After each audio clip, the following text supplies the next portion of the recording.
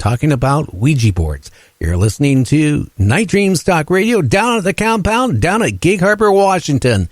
A big shout out to all the people in this area that, well, has discovered my show. And we'll be right back.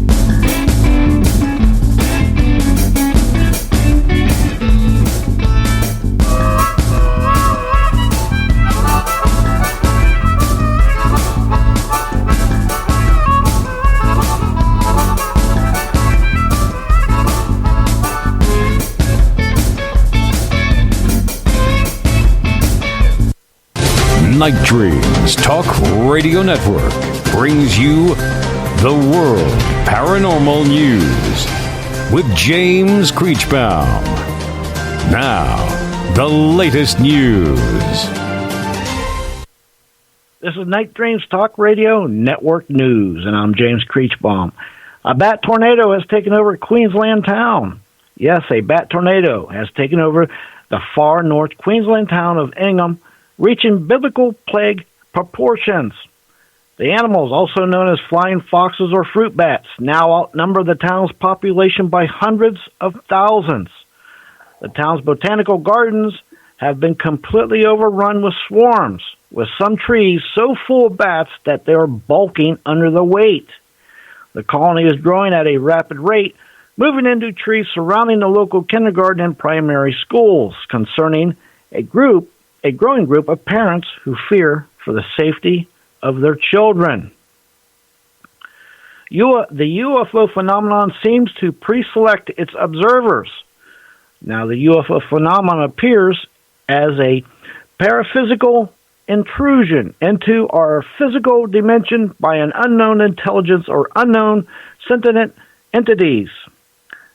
And these themselves, are the observers, are, or whether they're small or large, are presenting to the observer as a physical extraterrestrial phenomenon and visitation for reasons yet unknown. Now, the pre-selection also seems to include a particular location as well as a particular time. The phenomenon seems to be able to materialize and dematerialize at will, and even seems to be capable of transformifying itself into any shape or form. Well, here's a report from somebody that was playing with Ouija boards. Most people consider Ouija the benign entertainment. I had other ideas even back then, but I watched in interest. I don't exactly remember who or what they were attempting to contact, but it seemed that things were quickly getting out of hand. One of the girls started complaining that someone was whispering in her ear and that someone had grabbed her. It was apparent that she was serious and upset. But at the same time, I looked at the face of the guy sitting directly across from the girl. He had a strange grin and was staring directly at her. It seemed like he was going to spring across the table and attack her. I became alarmed and remember looking at his eyes and saying to myself, "Stop now." All at once, he shot an evil glance at me. He was really perturbed, and his nostrils were flaring. He immediately got up and made his way towards me. The girl was sitting with saw him coming towards us and screamed. His arms and hands were extended, and he attempted to grab me. I was able to maneuver to my right and pull him down on the couch. As I held him, two other guys came to my aid. He quickly calmed down, and we let him up. Now, he apologized for attacking me. I could sense he had been influenced by something during the board session. Now, as we sat there discussed what had happened, the girl who had complained earlier screamed and pointed above the Ouija board. The planchette was hovering freely about 2 feet above the coffee table. Everybody ran towards the opposite side of the basement in an attempt to distance themselves from the hovering planchette. Now, my friend and I stood nearby by the bar as I focused on the object. I had no sense of what was causing this amazing anomaly. My friend continued to say, "What is it? What is it?" Suddenly, the planchette crashed down onto the board and with deliberate force, breaking one of the legs. The bottles and glasses on the coffee table flew off in all directions. Those kids on the opposite side of the basement made a quick beeline towards and up and out the stairs and out of the basement. The party was over. Now, this came in from a trucker. A trucker who did midnight runs was getting ready to park at a truck stop. Also, with no lights or other cars, trucks present, and he woke up the next morning parked on the side of the road with 3 highway patrol vehicles behind him. Now, his truck had moved 15 miles from the truck stop where he had parked, even though he had been sleeping in the camper the whole time. The patrolman said they had seen a man in a black jumpsuit run away from the truck in a nearby field, leaving them to believe that he was a thief who stole and moved the truck. Next news break, top of the hour. You can advertise your business on Night Dreams Talk Radio, and you will be heard worldwide. Why not contact us at nightdreamstalkradio@gmail.com. You're listening to Night Dreams Talk Radio After Dark with our host, Gary Anderson. And that is me, Ouija boards. You know, like I've said, don't play with them. That's one thing you need to do is this: don't touch one, because you can bring a lot of evil into your life really fast. Well, we're trying to get Wally on the show right now, and hopefully we have Wally on here. Hey, Wally, are you there? Hello? Hi, how you doing? I kind of lost you for a minute. How you doing? I am doing good. How are you doing, sir? I'm doing good. I'm like watching Night Dreams Talk Radio right now. Well, I don't think you can watch it. You can listen to it, unless you're on the Twilight Zone. I'm listening. Okay, because I thought maybe you might be on the Twilight Zone, and then you might be able to watch it. Well, how's your day? Well, you know what? Well, my day was okay. I'm hanging on. How was yours? It's, well, typical 68-year-old day. How's that? Oh, well, you know what? Yeah, I got those days. Yeah. But, I'm like beyond that, and I got those days too. You push your feet off your desk and you wobble around till you got your legs. You get your knees going. Yeah. And then you're fine from there. Occasionally. But anyway, you're in California. How's the weather in California? My daughter lives in Hemet, California. Hemet. Oh, really? Oh, I live in Riverside. We're about 30 miles from Hemet. Wow. We're not that far away. How we're kind of out here in the high desert is what it is.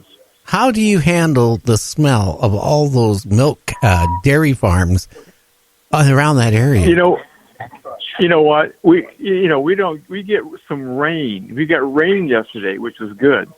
Never got snow, but we get, about 20 miles away, the mountains got snow all over them. I mean, they're probably, making snow up there right now for skiboarders and that kind of thing. But it's been good over here. It's been good. California is like, except for the gas prices and the property taxes and all that, is good. There's no problem. I don't know. But how's Washington? I've got a friend that lives up there. Well, for the last 45 days, it's been raining each day. Oh, you're kidding. I shot some commercials up there one time, and it never stopped raining the whole time I was there. And so we just gave up and shot anyway. And it turned out pretty good. It worked out just fine. I'm used to it. Well, how's that? I said I'm used to it by now. I mean, I've been here all my life, except when I was, in Vietnam or when I was in, North Carolina. I grew up in Washington State. I love it. I'm used to having 3 good months out of the year. Yeah, and you're used to dressing up warm, right? I mean, and dry. Now. Where's Seattle? Is that in Washington or is that? Seattle is it's about 130 miles away from the Canadian border. I live right on the Sound. And if you took a boat and, I'm approximately 5 miles away from Seattle if I went through the water. Otherwise, it's like about a 45-mile drive. Oh, my God. My pal lives on Bainbridge Island. That's not where you live, is it? No, I'm over in Gig Harbor. If you took the ferry over there, that's one of the first stops before you get over to Seattle. Oh, okay. You got great clams over there. Oh, yeah. All we ate was clams. It seemed like when we shot those commercials, we were just like, my God, these are great clams. You got to eat clams, to really get by and make this thing happen. Yeah, I have this thing about our clams. So, some of the clams, like the razor clams, I hate to say it, they look like a shell with a penis hanging out, and I just somehow I can't get off and eating those. I just can't. I look at those, and anything bigger than me, I don't want to eat it. Yeah, right. I mean, you know what? Yeah. You know what? The only clams I've eaten are like the scallop shaped type. The more of those smaller guys and everything. And it was like a good experience. But you live in Washington. Have you ever seen a Sasquatch? Not in Washington, but I actually back in the early 2000s. I was up in the Canadian Rockies with a good friend of mine who was a medical doctor, and we ran into a Bigfoot out in the middle of. Really? Yeah, really scary. It was frightening, huh? It was pretty frightening. Yeah, it was, because we went to an old Japanese internment camp. See, 2 things in my life has been photography, and I've been in radio since '76. I got into I got into photography when I was 5 years old. By the time I was 8, I had my own darkroom. I took a break for 10 years out of commercial broadcasting and managed a couple professional camera stores, became friends with this doctor. We would go on road trips. One, we wanted to go up to Canada, the Canadian Rockies, and photograph this old World War Japanese internment camp. That's where that's where we ran into Bigfoot. And I'll tell you what. It was scary. It really was scary. And I can honestly tell you, Bigfoots do exist. They're not like what people say they are. They don't give off orbs. They don't telecommunicate with you.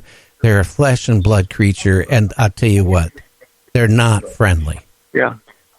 No, you know what? I really believe you. I really believe in them. There's just been too many sightings and too much evidence found that, and what's interesting, this have you heard this guy? What's his name? Paleogis. He's got a Greek name. He's got these books, 411, and there's an incredible amount of people disappearing in state parks. Oh yeah, and he's kind of called that to attention, and that is bizarre. He gets into these stories, and he's never that. I watch him on YouTube. But he's never mentioned once a Bigfoot.